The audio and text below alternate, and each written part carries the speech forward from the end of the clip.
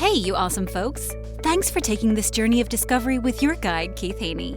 You're listening to the Becoming Bridge Builders podcast, your favorite podcast for everything from racial reconciliation to education innovation, justice reform, and leading change in the 21st century.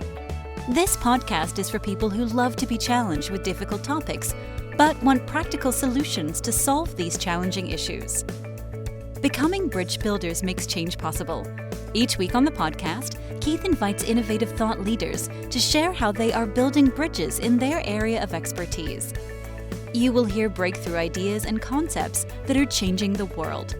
He's featuring guests who are best-selling authors, leaders at Microsoft, entrepreneurs, leading educators, professors, lawyers, and so many more. Listen in to learn how you can be the bridge to the change you are seeking. Welcome to Becoming Bridge Builders. We're about to dive into some deep ideas in shaping our world and the voices that drive change. Today, we're joined by someone who's tackling one of the most pressing issues of our time, political polarization and the outrage culture that fuels it. Our guest today is David Beckemeyer, host of the Outrage Overload podcast. Dave is a leading voice in media literacy and civil discourse, drawing from social psychology and communication, studies to help us understand the mechanisms behind outreach media. He is here to share practical strategies to reduce toxic outrage and foster unity in an increasingly divided world. Whether you're overwhelmed by the noise or just curious about how we got here, this conversation is one that you won't want to miss. We welcome David to the show. Well, Dave, it's so good to have you on. Yeah, it's great to be here. This is a topic that I'm sure many of us either are dealing with anxiety because of, or we see it in our lives or among our families every day. So we're going to talk about this and really kind of get some insights from you about how we can move forward as a nation and as a people. So I'm looking forward to this conversation. Yeah, it's impacting a lot of people. Yeah. But I'm going to start out with my favorite question first. What's the best piece of advice you ever received? Yeah, it's I always have to think about this question because there's probably more than one I could choose because I'm old enough that I get a lot of advice. But, one that really sticks with me is one that I think my father-in-law is who said it. And I don't think he even thought of it as advice, but it really stuck with me anyway. I think it was just like a passing comment, just, move on kind of thing. And I was asking him, I was a young man and, kind of trying to figure things out like we all are. And, what is the future like and how do we do this? And, and he had 5 kids by the time he was pretty young. I would say like early 30s or something like that. He already had 5 kids and all this kind of stuff. And I'm like, man, how did you do that? And his answer is like, what do you mean how? You just do it. And I don't think it meant much to him, but it really stuck with me, that comment. So Nike owes him a lot of money then, apparently. Yeah, right. Since they borrowed his thing. I think it means a lot of it means to me is like, don't overthink everything, buddy. Yeah, exactly. Yeah, I like that because you do. We get into our side of our own heads and we end up doing more damage by trying to process everything and figure everything out. But and it just paralyzes us by the decisions we're trying to make. So yeah, I agree with that. As you think about your life, I'm curious, like you mentioned, we're both a little older and have lived a little bit of a life. Who are some people in your life, in your journey, who served as mentors or inspiration for you? Yeah, and it is similar because at different phases of my life, I definitely kind of have everybody that if you can sort of find a mentor, take advantage of it, like every opportunity that you have. And for me, I was pretty lucky to have a few at different times at different stages in my life. I think one of my first ones was like a high school auto shop teacher. So I was looked at as somebody that was probably destined for definitely not like a high academic career, right? I think at that time, and this guy saw something in me, and so he's teaching me auto shop, supposedly, or I'm in his auto shop class, but then on the side he's teaching me physics and math, and he actually helped me get into a junior college class, which he was able to do the paperwork. So even though I wasn't, supposedly I think he had to be 18 or something, I wasn't 18, but with a teacher's recommendation or whatever, you could do that. So I was taking a few college courses while I was in high school, and it changed my life, really, because I was not on a great track at that point. I didn't see a lot of future for myself, and I think there's a lot of young men that can find themselves in that space pretty easily. So that was, I think, in some ways, between him and junior college, in a lot of ways, that saved my life. So that's been one, and I've had others over my career, and sometimes it's that unexpected person that ends up being a mentor, right? I actually had an employee that was a mentor to me. In a lot of ways, and because he was one of those people that really modeled by behavior, not talking. Right, he didn't explain things, but he modeled sort of excellence in behavior, and he served as a mentor to me. So I've had several, and my uncle when I was young was always a mentor that I'll always have. So yeah, I've had many, so I've been lucky in that regard. Yeah, if we get those people in your life who pour into you, it's so meaningful to have that influence. And so I always like to give people a chance to just kind of thank those people that have meant so much to them, because we don't always think about it until sometimes it's too late. I wish I'd said something to them while they were here, or just thank them for being in my life at that moment. So it just kind of gives us a chance to stop and reflect on those people who have been so important to us and shaped who we are. Yeah, exactly. And don't be afraid to, if you see somebody you think could be a mentor for you, just ask them, have a conversation about it. Yeah, I had a guest on too. He talked about, and don't be ashamed to be a mentor for somebody else. If you see someone you can pour into, take the opportunity if they're willing to walk alongside them, pay it back or pay it forward, somebody said. Oh, for sure. Yeah, 100%. So you've had a very diverse career spanning technology, entrepreneurship, civil engagement. How did your journey lead you to focus on political polarization and media influence? Yeah, I think 10 years ago, if I told somebody what I'm doing now, or I told them what I'm going to be doing in 10 years, they'd be like, "What? Who kidnapped you and and made you do this?" But I think a lot of it was just the world we're in, right? Look around, and I think seeing that and having the time. I'm retired, so I've got some time to do it. I'm kind of a science nerd. So that took me down the track of kind of thinking about maybe there's some smart people, way smarter than me, that are sort of looking at some of this, and maybe that can help us understand it a little. And there were, of course. So that was a big piece of it. That I'm living in the same life and environment that we're all in, and seeing the same things, experiencing the same things, and I just wanted to understand it better. And I felt like, maybe I can bring some of this, bridge some of that academic information to a wider audience without, you don't have to be a hardcore scientist. And I try not to make it, like a 2-hour long academic to academic talk. I try to make it, presentable, and try to make it flow and interesting enough that'll keep people around for half an hour to get some, a highlight of some of this science out there. So that's kind of how I ended up here from that perspective at the tail end of my career. But yeah, so mostly I'm in what I'm doing now because I was retired and really got pulled into this, and it's I think I also like as a with all the things I've always done in my throughout my life, from my academic world and then professionally, I've always liked sort of challenges. So with this space, I'm really jumping from a place where I kind of had a reputation and people know me, and it was almost like a comfort zone, right, to this space where I don't know anything, I don't know anybody, and I've got to start all over again. So that was maybe just a challenge for me as well. As you got into this space and things you've discovered, what's been the most surprising thing for you as you've gone on this journey of discovery? Yeah, I think as in terms of surprising,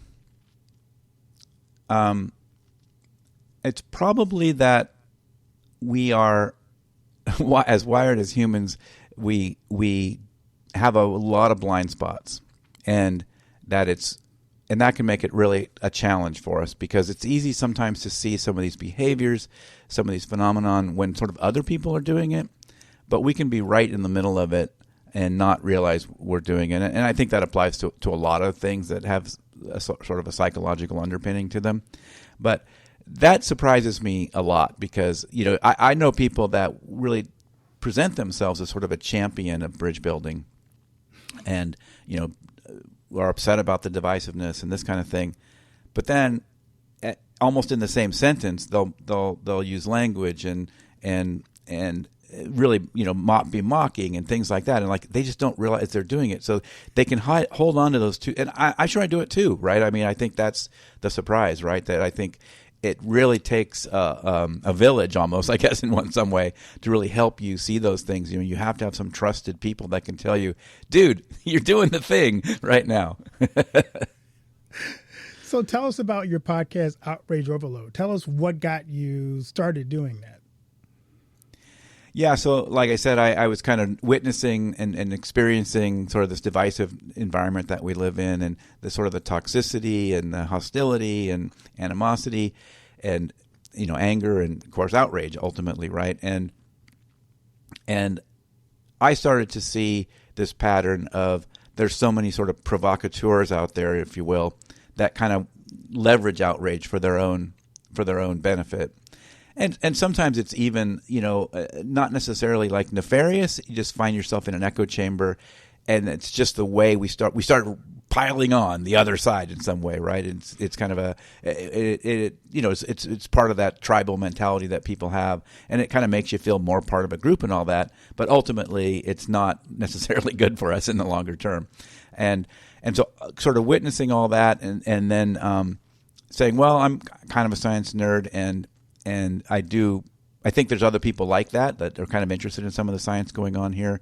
So maybe we could take some of what we see going on in kind of this partisan political realm and say, well, maybe there's some underlying stuff that's interesting about it. So we can talk about politics without talking about issues. Too much. We're not out there promoting policy and promoting, specific issues. For the most part, I mean, the only place we would do that is typically if it's an issue like, here's a bipartisan bill to promote bridge building, like we might help support that. But in general, we don't do that. So what we do instead, we don't talk about issues. We sort of talk about how we talk about politics. It's a little bit more meta, and how we talk about politics, how we find ourselves, with this kind of hostile attitude and participating in it, and just some of the science around that. And then I also talk to practitioners, because that's the other thing I sort of discovered as I moved in, learned more about what's happening in this space out there, is there's this whole world of what I call practitioners. I don't know if that's the right word exactly, but there's a whole bunch of organizations out there that are sort of looking at these problems and then looking at practical ways to maybe bring people together in dialogue, or maybe other ways to lower what I kind of call in general this kind of idea of lowering the temperature.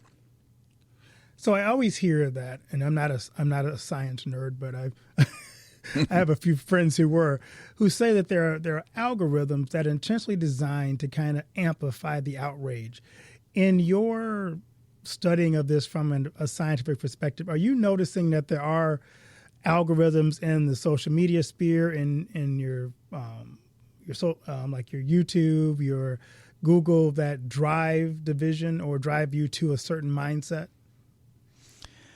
Well, it's definitely a factor, and for the most part, most of the experts, I've talked to quite a few about this topic, because it's, of course, a very top of mind one with a lot of people, including myself. Most of the experts sort of don't see it like sort of Mr. Burns, sitting in in a building, kind of coming up with this way we can do that, but it's a side effect. For the most part, it's a side effect of this, optimizing for engagement. So these social media platforms, they're incentivized by revenue. They get money if we're on there. The more we stay on there, the more we engage in it, the more comments we do, the more time we spend on there. And that's by creating an algorithm. That was a turning point in all this, is turning on algorithms, right? By creating an algorithm that benefits or tries to get us engaged, they sort of accidentally, you could say, sort of discovered, oh, well, this stuff that kind of enrages people keeps them motivated, gets them to engage, keeps them coming back.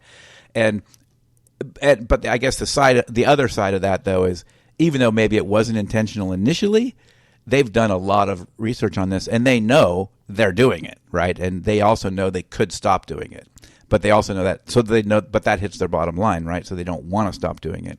In fact, there was cases where they did experiments to show that they could turn this off, and it worked. Like, people would calm down and find better things to do, but of course that's not good. They don't want that, right? So they aren't necessarily guilty of kind of an overall plot to tear us apart, but ultimately that's kind of what they're doing, because they're trying to keep us engaged and keep us on these platforms. And these platforms are not ideal platforms to have difficult conversations. You mentioned, and kind of in your bio, that the assassination attempt kind of impacted you. Tell us a little bit about, what about that event kind of triggered you maybe more to talk about, like, how do we stop this? Because we're going down, I would say, you mentioned it too, kind of a dangerous path if we don't pull back and go, whoa, this is gone too far. Right, and that's kind of what I was kind of hoping that event might signal, that kind of thought. I mean, we had a little bit of that at 9/11. After 9/11, there was some kind of coming together and saying maybe, things need to calm down and we need to work together a little better. I was kind of hoping maybe that event or some of these other events could maybe be a trigger to be a catalyst for thinking about that. Like, look, this is kind of going too far, right? This is kind of where this leads. And we kind of know this because we've seen it in other countries around the world. And so it was an event I would kind of hope to do that. Unfortunately, it kind of just didn't stick, and we've kind of moved on already.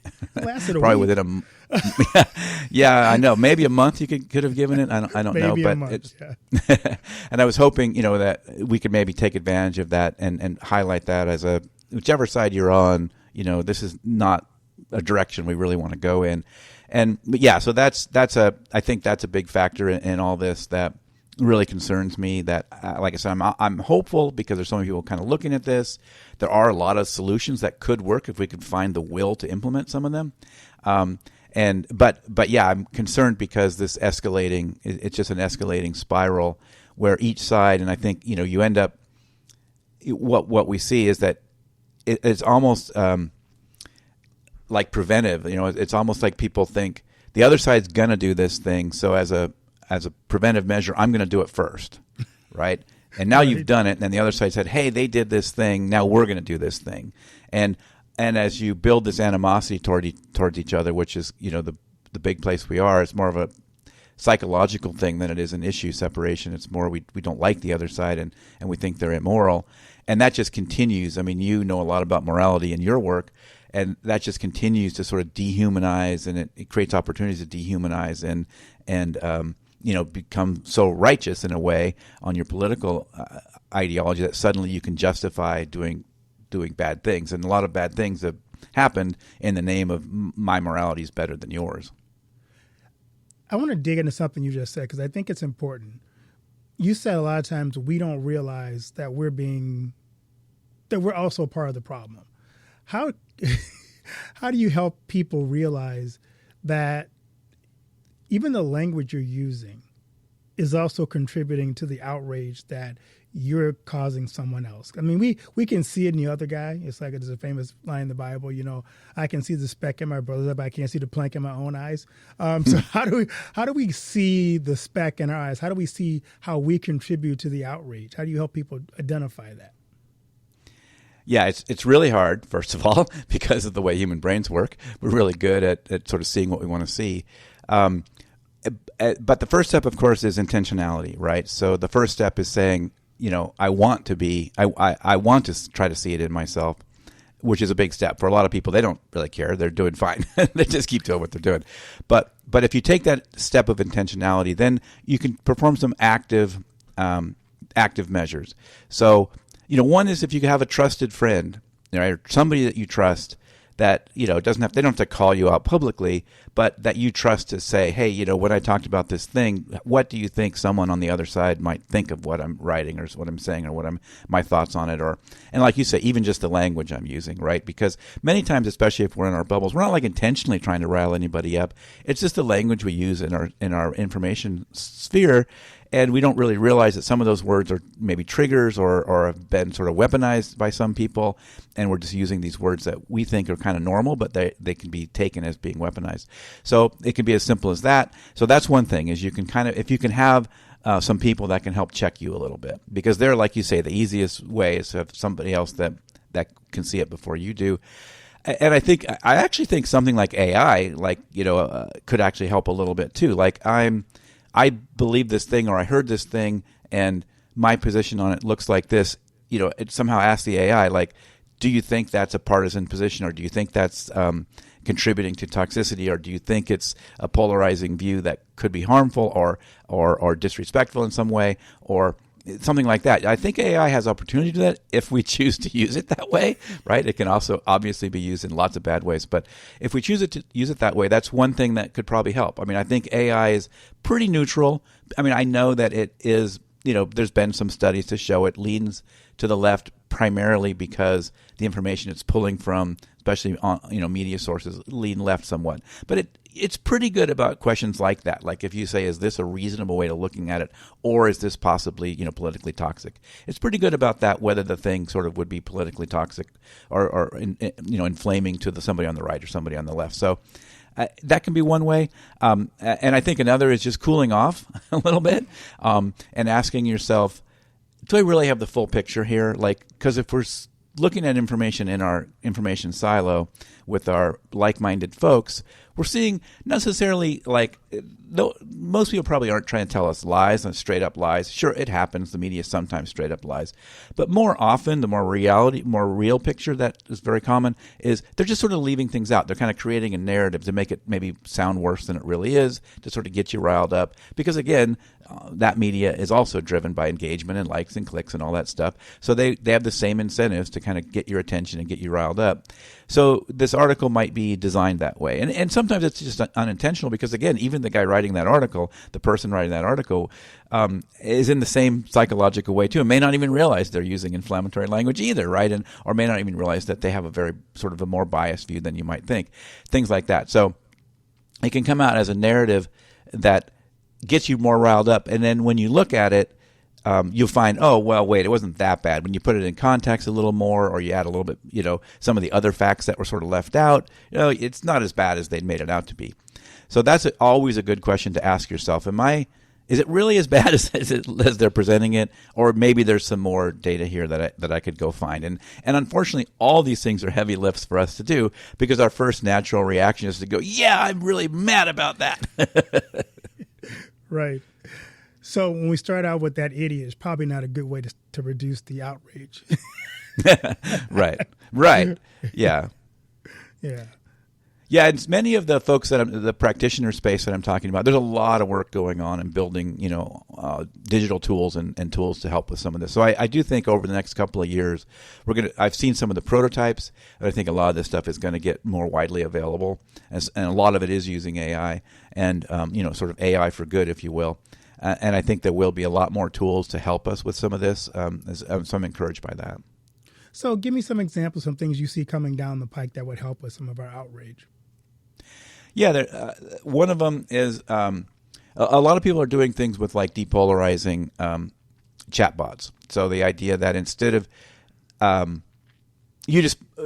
it just giving an answer like a normal chatbot, it might come back. Some examples are coming back with things like, well, here's how someone you present an issue. Like, I think everybody should just have to buy a gun, or whatever. So I'm going to put out some opinion. And then it would say, well, here's what someone on the left might say about that. Here's what someone on the right might say about that. And then they'll often give a third. And it's not necessarily a center. Like one of them is called depolarizing GPT. And it's alternative. Its third option is not necessarily a center position the way you might think. It's just splitting the difference. It's more an integrated values one. So what it tries to do is say, well, the left kind of values these things, the right kind of values these things, and so I can present a response that integrates some of those values. So that's one example. There's also a lot of examples of helpers in dialogue, right? So say you're getting in an online conversation. You could have the tool could almost be if you think of a Grammarly tool that sort of can, before you type the thing, can kind of inspect it and do some typos or fix your grammar and things like that. These tools could say, hey, wait a minute here. This one place where you're saying this, do you really want to say it that way? You want to take a breath first, or here's three other ways where you could sort of make that point without also sort of either being really generally hateful or individually hateful, or somehow generalize people into a category that you may not be right, or it's not appropriate for this conversation. So there's things like that. They're that will sort of help you maybe settle down a little bit before you respond, and maybe just capture bigger input on it too. Like those same kind of tools can say, hey, here's some more context. Like you're kind of angry about this thing. Here's some more context about it, right? So, and you can decide then, what do I want to do with that extra context? But it might just tell you a little bit, well, the person said this thing, but it was kind of in response to this, not what they're presenting it to be in response to, things like that. Like, oh, well, that makes more sense in that context or whatever, right? So there's tools like that. So it's a lot of the things are along those lines, helping us better with dialogue. One project is happening with, they talk about jumping into the deep end. They've been working on conversations between Israelis and Palestinians, and they've been conducting these conversations for quite a while, quite a number of years, and they've been improving it and taking it more and more from sort of human moderation and human assistance to more and more AI and AI moderation. And moderation may not even be the right word. It's more like an AI assistant in the conversation. And they're able to have dialogue there with folks that generally have a hard time with that, as you probably know. So there's a lot of things like that happening, and I'm really encouraged by a lot of the efforts being put into that. Now, some of it takes some will, but a lot of efforts are trying to be done that don't need to go get help from the social media platforms, right? They can work outside it or alongside it, so you don't have to go get the cooperation of social media companies. So this is something that I can tell you're passionate about. Do you sense that something that more and more people are becoming aware of, the fact that I'm really tired of the atmosphere, the outrage? I really wish we could just tone it down. I think as I interview a lot of people in my podcast, I discover that more people are in the center than on the extremes. And I think my sense is more and more people are just frustrated with, why can't we just talk and have conversation? I'm not on either of these two extremes. Are you finding more and more people are kind of in the center of this battle between both sides? Well, yes. I'll do sort of a yes end here, because there's a lot of data, talking about how, first of all, I have a problem. I have a challenge about I think the whole paradigm of left and right is kind of broken, but that's probably maybe another conversation we could have. But there's a lot of data and a lot of research that shows that, most people, there's this idea of sort of the exhausted majority that are, tired of kind of the both sides fighting. And, and they're certainly more moderate in terms of the rhetoric they want to hear and things like that. They still might hold, strong positions on certain things. But they're less tribal. That's a big problem that we have, is that we don't even know we care about the issues, but we're told to care about it. So you're supposed to think this way about these 5 things. Right. And if we really step back, do we really care about all 5 of those things that much? Like, things like that.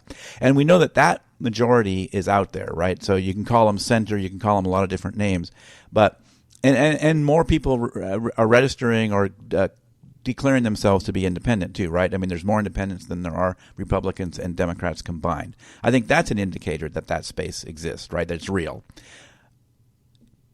But so yeah, it's definitely out there, and I think, and it's real, and I think that's where these people that are willing to break with their tribe are probably the biggest thing that can pull us out of this, because it's a hard emotional or psychological thing to do, right? To break with your tribe. It's risky, right? If I break with my tribe, I might get kicked out of my tribe, and then where do I live? And a lot of the people that we're talking about even call themselves kind of politically homeless, right? Like they don't really know, neither party really serves them, and there's no real third party option that's viable either. So they do feel politically homeless. And yeah, so those people are probably who is going to get out. But I will add one aspect of that a little bit, because I talk to a lot of people, and I also talk to a lot of experts on this. But even I do some sort of non-scientific, what I call kind of these man on the street interviews, where I talk to a lot of people about a lot of this. And it's somewhat self-selective, of course, because they agreed to talk to me. But they all say they want to lower the rhetoric and temperature, lower the temperature in some way. But then at the same time, when you probe that a little deeper, their way to do that is to convince the other person to think the right way. So that's true of a lot of people too, and it's natural. Like I get that. Like they think, if I could just convince them, then we wouldn't fight anymore. That's what my wife says. If I would just do what she says, we wouldn't be fighting. Exactly, that makes sense. So as you think about the impact you want to have in your legacy, what do you want your legacy to be? Yeah, I mean, I think with this show, and I get some of these kind of comments already, and I've had people literally say, I was, considering suicide, and I listened to some of your episodes, and now I'm like, wait, whoa, this is like too much for me. I can't handle that. But I think so I'm one little show, but I think as part of this larger network or this larger sort of coalition. If I can help, sort of 6 people, like maybe reconnect with their uncle or their brother or, somebody in their family, a good friend, in some way that, if I can help them build some of the tools and understand or even want to do that, because that's what I'm saddened by the most. It seems like almost everybody has a story like that. Like I don't go home for Thanksgiving anymore because my brother this, my uncle that. Or I don't talk to Uncle Jones anymore, or he's not invited to Thanksgiving, or whatever it might be. Everybody seems to have stories like that. And certainly people have either experienced one side or the other sort of getting blocked or unfriended on Facebook or something like that. And these stories really sadden me because, part of what I'm trying to do here is message that those are the people I really want to reach and talk to and help. But it's hard for someone to look at my show. I mean, I have to get better. I have to figure out how to message that because people think my show is, going to sort of be about politics. And I'm sort of tired of talking about politics anymore, right? So, I have to do better to figure out how to present this in a way that, what we're really trying to do is help people with those challenges because it's so common.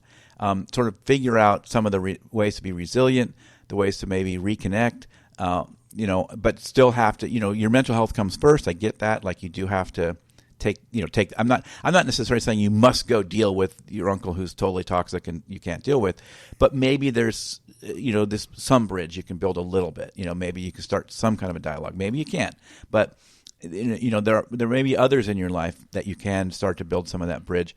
And I think that's where I get frustrated sometimes about people thinking my show is just about politics, like you're going to just tell me, I don't know. I have to get better at messaging because that would be the legacy that I'd love is that I, helped 100 people kind of reconnect in one of those, some loved one with them, kind of before it's too late, maybe not quite the right word, but you know what I mean. I do. That's kind of what my show was designed to do too, is how do we begin to have conversations about, it started out talking about race in America because when I started the show back in 2020, I mean, that was a hot topic. Everybody was hot and bothered about the George Floyd thing, and we couldn't talk, and everybody was angry, and there were people upset. I'm like, there's a deeper issue. How do we begin to have this conversation in a way that bridges between the two different sides? So yeah, I get what you're saying. Hope is that we can encourage people and inspire them to realize that there's a much deeper conversation and more ways that we connect and can connect than ways that divide us. Yeah, and I worked a little bit in racial justice around that same time period, and there are a lot of parallels for sure. Yeah. So I got something new for my guest this year. Pick number 1 or number 2 for your surprise question. Okay. Well, I got to go with 2. All right. Your surprise question is, what's the most awkward thing that happens to you on a regular basis? Well, I'm a fairly awkward guy in general, right? So I think, it's probably awkward, just awkwardly introducing myself or awkwardly saying hi to someone. Like they'll say, "How are you?" and I'll say, I'll say, "Blue," or say something like not the answer to the question at all, kind of thing. How are you? Yeah, my car is, I don't know, just something weird. Like, okay, why did I do that? What's wrong with me? Why did I say that weird thing? That's hilarious. I have to try that just for fun now. So where can people find your podcast, connect with you on social media? Yeah, that's great. So, well, of course, the main website where we have all of those links, so whatever platform you're listening on, you can find it there, is outrageoverload.net. And that's also where all my contact info is. But yeah, you could also obviously search on your podcast player platform for just Outrage Overload. And we're basically Outrage Overload on, I only have so many hours in the day, so I spend probably more time on Instagram than some of the other socials. But we do have a Facebook page. We have a Facebook group. Again, they're all named Outrage Overload, so this should be pretty easy to find. Yeah, do we have a Blue Sky? I think we have a Blue Sky as well. I don't get on there very often, though, to be honest. Yeah, I have one too. I've only been on a couple of times. Yeah, I forget I have it most of the time. Yeah, us independents, I mean, we just don't have a team of people to handle our social media for us. I love that. So as we end, I want to kind of give you a chance to kind of say this. How do you, in terms of your perspective on moving forward, what's your degree of hope that we can, as a country, resolve some of the outrage that we have? Kind of give me your elevator speech for, I feel hopeful that we can do something with this. Yeah, well, and I'm going to be honest with you that it's a challenging space. And I've talked to people that have been in it for decades, and they struggle with this. Like every once in a while, they're going, "Why am I doing this? It seems like it's not getting any better. It just keeps getting worse." So it is definitely a challenging space, and I have the encouraging days, and I have the less encouraging days. But overall, I'm doing it. I wouldn't be doing it if I thought it was completely hopeless. So I'm encouraged again, like sort of where I started. I'm encouraged by all the smart people that are putting energy into this and accepting it as a real problem. So whether that's people doing the science in it that I talked to on the show, or whether that's people that are sort of doing things with these different organizations and these practical tools. So those are the things that give me the most hope that it's recognized as a problem, and there's really smart people looking at it. And I think where I struggle the most is that it's such a powerful thing with our human psyche that worries me the most. That it's happened. This kind of division has occurred elsewhere. Like we're like the first country in the world, or the first country in time in all of history to suffer this. So we know that it can go sideways, and that's one of the areas where people talk about maybe that's the way we get out of it. We hit some kind of a rock bottom.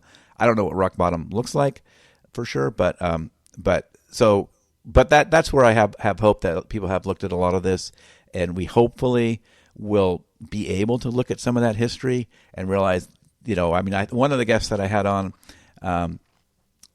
talked about, he's from Austria, and he talked about, in Austria, interwar period in Austria, they had division like this, and then people on both sides sat in jail together saying, maybe we should have been nicer to each other.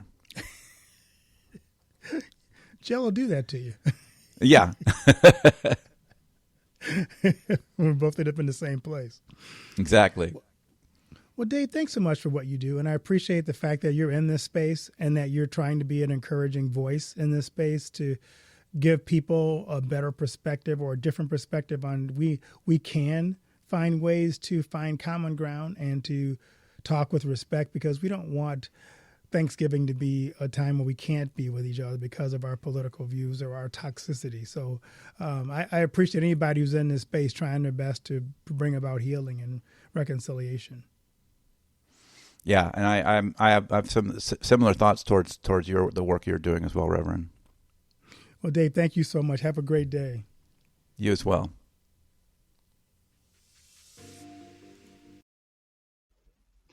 Do you know that most entrepreneurs hit a revenue ceiling and have no idea why? They're working harder, spending more money, running more ads, but revenue stays flat. My friend, Dr. Noah St. John, calls this the invisible break. He's giving our listeners a free revenue ceiling audit to help you see what's really holding you back. You'll get a free 30-day membership to Noah Bot, giving you access to Dr. Noah's 30 years of experience to help you reach your next level. But hurry, because there's only 50 available this month. So if you're tired of being stuck at the same revenue level and want to finally break through, get your free revenue ceiling audit at drnoahvault.com in the affiliate link that'll be listed in the show notes. Thanks for listening to Becoming Bridge Builder. If you enjoyed this episode and want to help support the podcast, please subscribe and share it with others. Post about it on social media or leave a rating and review. To catch all the latest from me, you can follow me on Instagram at @bkeithhaney and on Getter and Twitter @RevHeadpin. Thanks again, and tune in next time.